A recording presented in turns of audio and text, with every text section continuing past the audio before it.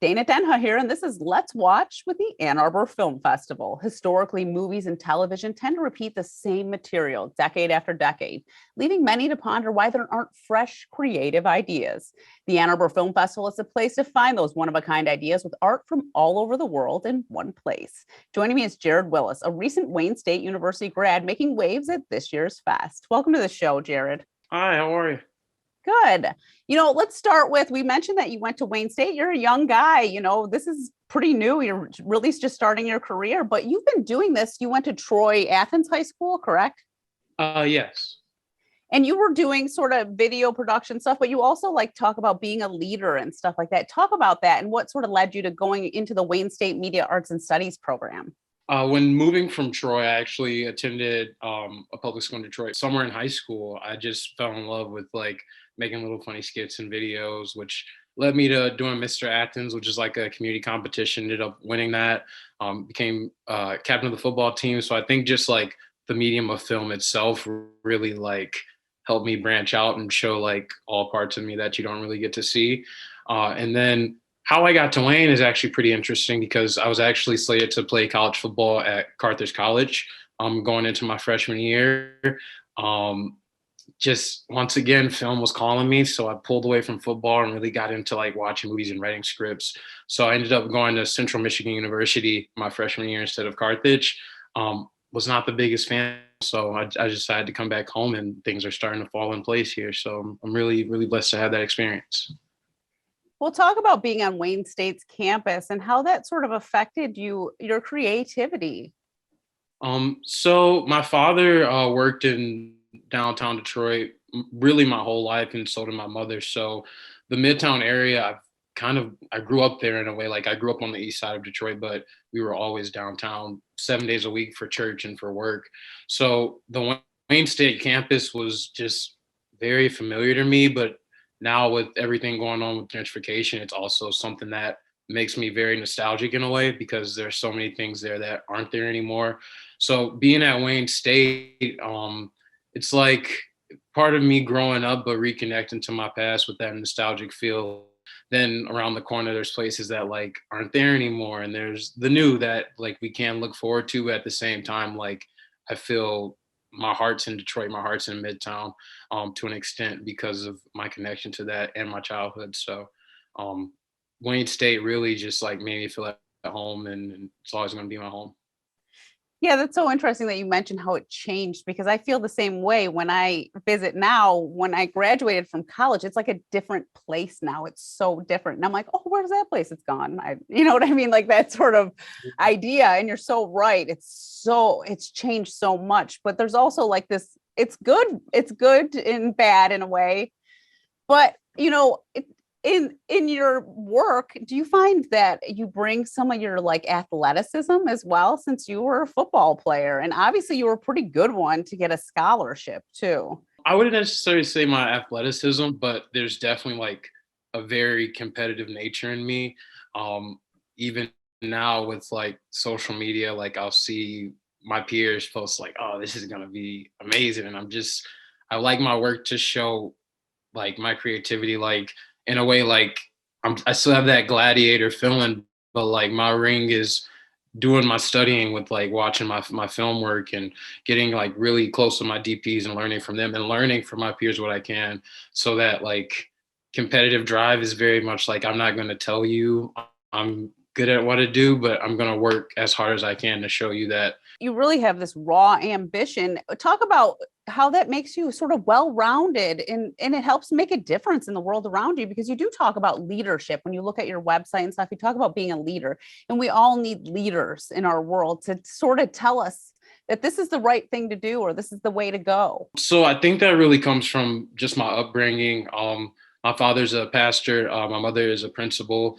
My aunt's a principal, went to U of M. My grandfather owned a few businesses. So I've always had leaders in my home, and it's just I guess that rubbing off on me in a way, because even if I put myself in a situation where I just kind of help wherever I can, and that's not necessarily meaning being the loudest person in the room, but seeing where the need is and where you fit best. So I think that's the big thing with leadership, and definitely being a director on set, you wear so many hats. You deal with so many different things on a daily. But at the end of the day, like, you have to understand that these aren't just pieces in your puzzle, but these are people, like these are friends. And like, especially on set, those friends end up becoming somewhat like family. And I think just having those like really personal relationships is what makes me a leader in a way. It's not necessarily being the loudest in the room, or doing or saying that you have to do this, but it's leading by example and showing everyone that you care about what you're doing. But before you care about the final product, you care about the person next to you. You know, when you go to school, you learn a lot of things about what you want to go to school for. You know, as a someone that actually went to Wayne State for media arts and studies, you know, you learn how to be an editor, you learn how to be a director, you learn how to be a camera person. Do you think in my job that I have now, I do all of those things? Do you find that like, do you want to be one specific thing, like you want to be the director, or do you like to have your hands in all of it? I kind of like to have my hands in all of it in a way, and I think that helps you become a better director. I love producing and just listening to other directors, their perspective on like what their vision is, what their process is, and it helps me tweak certain things I'm doing. Or being a DP or director of photography, just like taking someone's vision and helping them bring it to life. It makes you feel like you're part of something bigger. I do want to be a very skilled director, but in order to do that, you need to be skilled at so many other things. Yeah, you really have to have your eye sort of everywhere. I remember one of my friends when he went to film school in Chicago, him saying like, I don't know if I want to be a director because they make you sort of be an actor before you can be a director. And I was like, well, that makes complete sense because if you're going to be directing actors, then you should really understand the craft of acting. Definitely. I actually took well, before even going to Wayne State, I was in theater all throughout middle school, a little bit in high school, and then in college, I kind of reconnected with it, just to once again get that feel of connecting with the actors. You know, you've done other work. So I was able to look at some of your stuff. You did a documentary on a local music shop. Talk a little bit about that and talk about the different genres that you've done because you're kind of you're all over the place. The third wave documentary was actually kind of a on the fly doc. It was a class project that we were working on, and no one could find a group or a store. So my professor and I ended up talking to the owners of the shop, and they just let us into their home, and it was very interesting to see like their perspective on everything that was going on in the city, and to see that they were actually like helping in a real place of need that I found even with my musician friends that they need. The past summer, immediately after Miracle which was in the film festival, I took the summer, started kind of a coalition of like cinematic creators. We call ourselves the Cinematic Coalition, and we created Sinners and Saint, which is basically it was just written within like a week during like the uprisings that took place last week, not last week, last year, pardon me. And it kind of writing that, it was just really me thinking, what if this happened to my little brother who plays Saint in the movie? Like, what would I do? How would I react? And it's not necessarily peaceful. Like, we feel a lot of different emotions, but we have to appear a certain way on the surface. I get to take my personal feelings and make my characters live out things that I could never do. Um, and then even now with my work going forward, I'm going more like I'm writing right now a mini series with the same group of individuals, which is a love crime story, which is very interesting. But I think I'm still trying to find like what genre calls me as opposed to like what I want to do. But at the same time, I feel like I want to do everything. I don't want to just be put in a box of, oh, he likes to write thrillers, he likes to write horrors, or oh, he likes to write like beautiful like love stories. It's just like I feel like I have such a love for all types of films, and like I want to dabble in everything. And I think that that kind of goes for me as a person. Like my parents said, like you were never ever to pick out like what you wanted to do until it came to film. So like in these different genres, I just think is like so much fun, and it's really pressing like restart every time I go into a project. Like I don't want to feel like I'm doing the same thing over and over. I want to make it new to me every time. So every time I'm looking at something or writing something new, it's really a fun and like journey in a way to see like where it takes me. Well, I will say, looking at your work, you have a very nice eye. You have a creative eye. You have a good eye for composition, and it's very evident in your work. Do you feel like that's something you just had, or it was something that you had to establish over time? I think that also goes back to family for me. My grandmother, she and I'm actually working on a documentary for her right now. She would take photography. She worked for the city of Detroit for 30, 40 years of her life. Some of the most like beautiful like pictures, and we would just sit in her living room and just like go through the photo albums, and it would just be a hot mess, just pictures everywhere. But I think like that really sparked my like love for photography, which I started like doing in high school. Um, and I think like to an extent, even when talking to my DP, it's like, what do we think looks cool? And like also not only what do we think looks cool, like what makes us feel like we're home in a way. Like I want to like no matter if, even if you're in an uncomfortable scene like in Sinners and Saint, like it's very at home in our memory that like we've seen this before in a way. Like something I touched on before, just that nostalgic feel taking me back to my grandma's living room, looking at pictures. Like if I can have that feeling when shooting something, like it makes my world. Can't just recreate that for anybody. I've worked with a lot of people out of college at my job I have now, and some people have that eye and some people don't. And it's like some people have to really work for it. And it's very evident in your work that you have a beautiful eye for things. And we just have a lot in common. I went to Wayne State originally as a fine art photographer, and then I ended up sort of in the media arts program because that's where my passion really lied. But I feel like having that photography background is so helpful to be a videographer and to understand how to make beautiful videos. Definitely, definitely. That's been a huge help, especially like the like even in their like fine arts and visual arts department of like making sure we know like the basics of what we need to do, and then really to an extent letting us do what we feel is right, which I've been glad to have there. You also made a music video, and I actually just had the biggest smile on my face the whole time I was watching this video. Was this your idea, or was this like a creative like collab between you and the artist?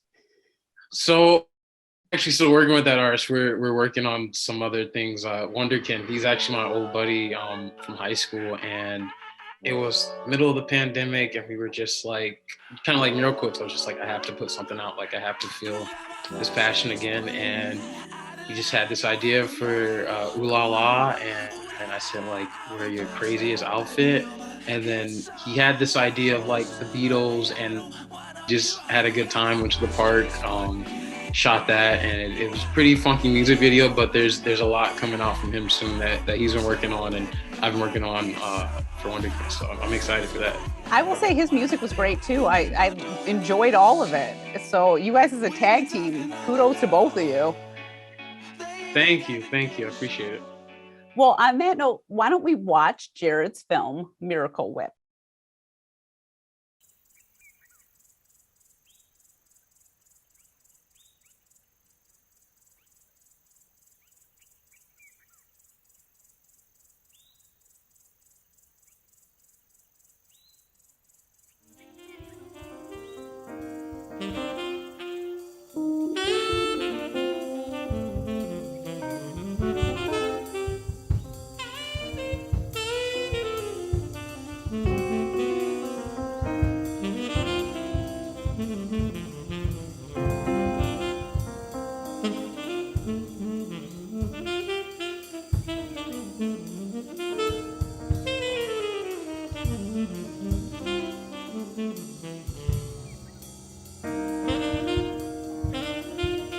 Lemon, shed, clunker, rust bucket,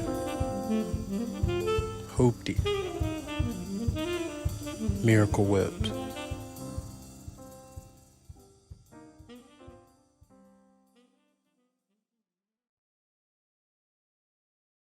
I can hear you from miles away, holding on.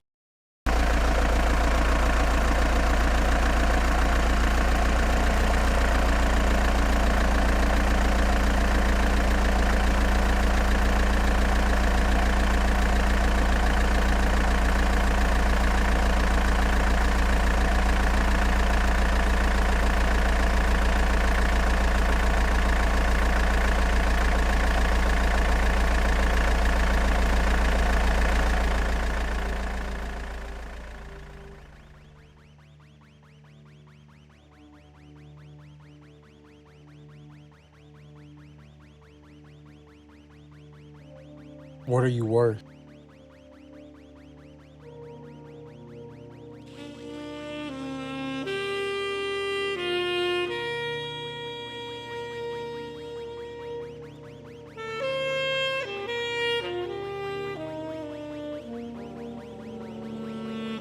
What are you worth?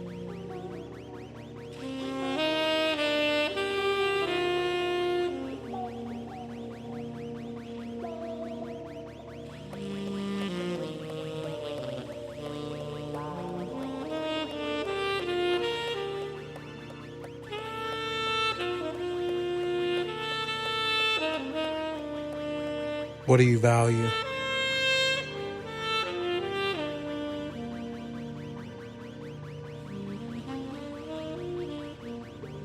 What is your value? What are you worth?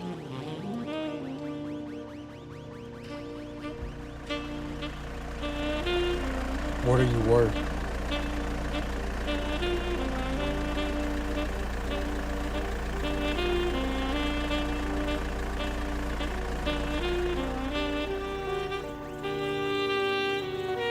What do you value? What are you worth?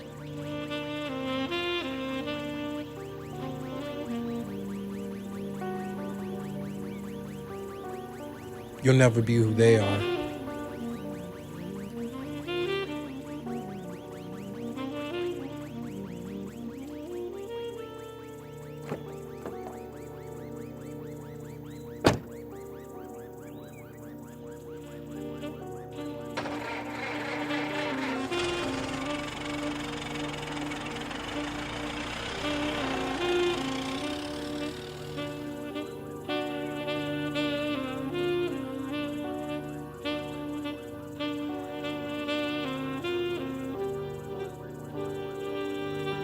You can only be you.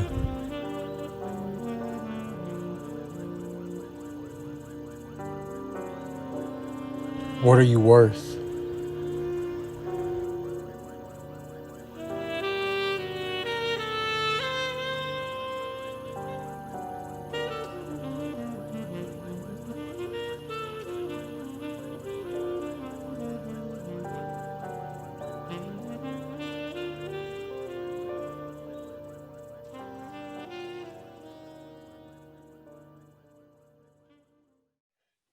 We're back with Jerod Willis. And, at the beginning of Miracle Whips, you quote Kanye, or Ye, as he goes by now, who's a pretty controversial character. Did his words influence you making this film? That line is actually from one of the first, either Late Registration or College Dropout. And like, once again, it's like just that very nostalgic feel. Like my parents, we all listened to that like growing up, and he's really like the relative you don't talk to anymore in a way. It's like, come on. But I like really just that line, and then looking at my car, like every time that line would play and I would hear it and I'd be driving in my car, I was like, oh, I have a hoopty, but this is still a Miracle Whip. Like it's mayonnaise color. So he inspires me like in a lot of ways, like, and he helps me see like that not everybody's perfect, obviously, and it's, as an artist, he's once in a generation. But yeah, like definitely had a huge influence in my work. We'll talk about the car as your muse in this, and finding this like sort of beauty in the car in a way.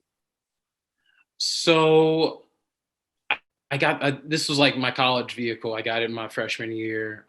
It's taken me to Chicago, back and forth to Kalamazoo, multiple visits up to Michigan State. And it's beaten up, it's broken down, it's been through a lot of wear and tear, but it still gets me from A to B. And I think that when I made this, I lost my grandmother actually a few months before creating it, and had really not been really involved in filmmaking, writing at all. Never shot anything in this. Let me see how it feels. And I kind of just went out and just shot how I felt. And then I originally had this whole poem written out. And then I took it to my mentor, Paul, and he was just like, well, is that how you feel? And I was like, not really, man. Like, I just feel like kind of bad. Like, I feel kind of crappy right now. So So like we just went and talked about it, and it was just like, well, what are you questioning right now? And I'm just like, I'm really questioning like my place in filmmaking, my place at Wayne, my place in Detroit, especially like being stuck in the house for a year and just kind of having all that like pulled from under the rug from me. So he's like, go back and just figure out what you want to say. And just that the whole poem and just kept those like 2, 3 lines. And that's how we ended up with what we got. Well, it's amazing that you know how to connect with yourself on this deeper level, because that is sort of like an actor thing. You mentioned that you were an actor, or you've acted in the past, because really when you think about filmmaking or being an actor or any of those things, it's really about connecting with things that happen in your life. And like being able to use, unfortunately, your grandmother passing, who obviously had a large effect on you, is a it's sort of like a love letter to her in a way, to be able to use that pain that you feel from that too. Talk about this idea of being an experimental filmmaker. Was it sort of like, did it just sort of happen, or, is your thought process already there? I always wanted to do an experimental film and venture into experimental filmmaking. I never wanted to make that kind of my specialty, if that's like the way I should say, my forte. Uh-huh. Um, and this project just kind of happened.